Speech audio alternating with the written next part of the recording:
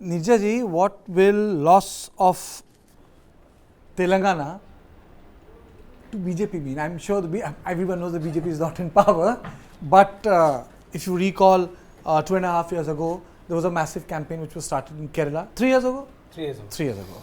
And then the focus again reshifted to Karnataka, and then the focus was in Tamil Nadu.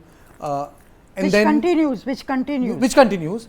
And now the focus has shifted to Telangana. It entirely depends on what happens on Sunday. But what does it mean for Bharatiya Janata Party? You know, about 9 months ago, I was in Telangana, and you talk to ordinary people, they would say this is a 50-50 contest between BRS and BJP. Congress, where is it? Nowhere in the picture. Then as we see, it is Congress versus BRS. And you know, the Congress can win this state because you sense in those meetings that have been held, there are live audiences and there are audiences that are okay. So you sense this live energy in the audiences that come to the Congress meeting in Telangana. That's what gives me a feeling that shayad jeet jaye. But coming to BJP, I think somewhere there may be something in this sense that BJP has done and has an understanding with the BRS, and they may have given up a state in order to win the national election. You know, that may be happening in other states also, but let's leave this to BRS, let them get this, and they in turn will support us in the Lok Sabha election. So whether, you know, like the DMK and Anna DMK at one time did with the Congress after the 60s, is the BJP doing a similar thing now vis-a-vis some states? Now, if the Congress gets back here, then that is a huge gain. That's, you know, the South looking at the Congress, and that means that's also a setback in that way for the BJP.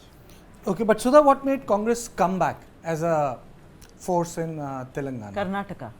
Telangana. Karnataka. Yeah, Karnataka happened. Karnataka.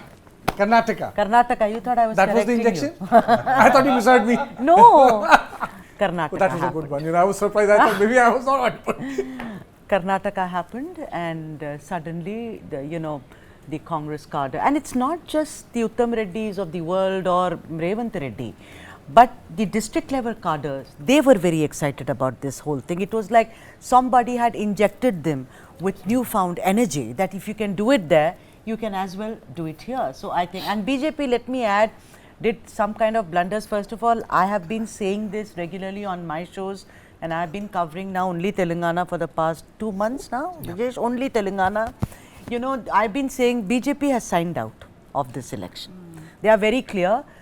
Please see that they saw to it that they remove Bandi Sanjay, you know, who's from a backward community, and they got in Kishan Reddy only because of Karnataka, because they wanted what is called a pan-Telangana face, rather than somebody who goes hammer and tongs on Hindutva, which Bandi Sanjay did.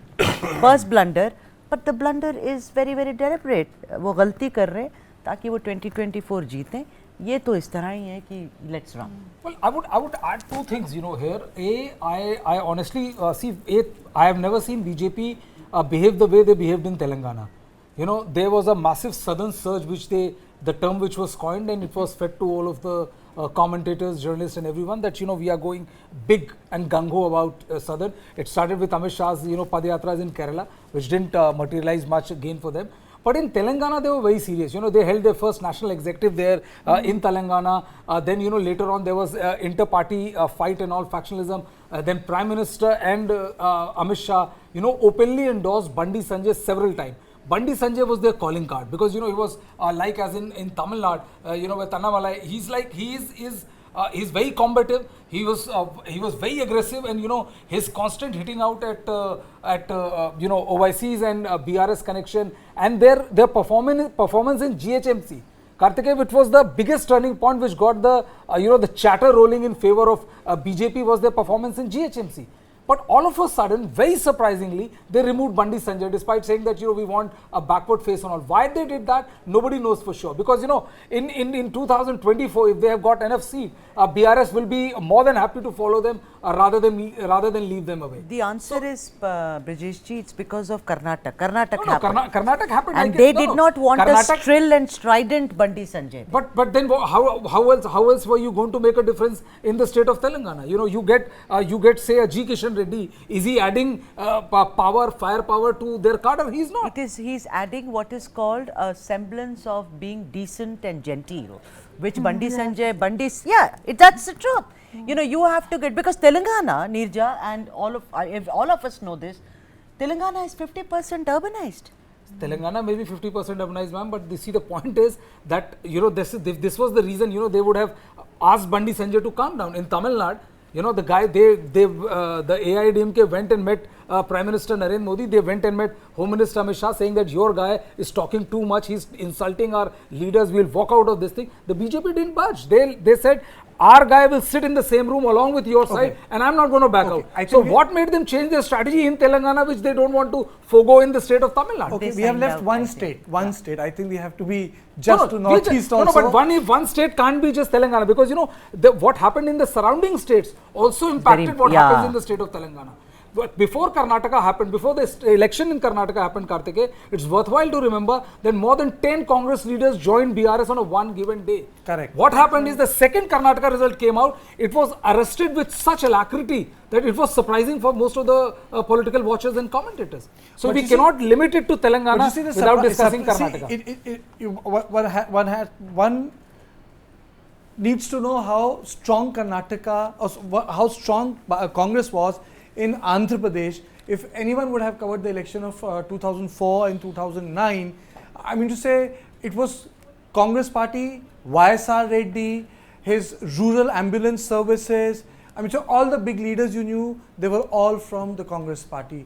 Then there were a couple of leaders from TDP. But the exodus, the internal hemorrhaging which happened because of TRS, and one by one when they started to leave Congress party, and it actually peaked in 2012 and 13, wherein hordes they left, because there was a blood fest which was taking place.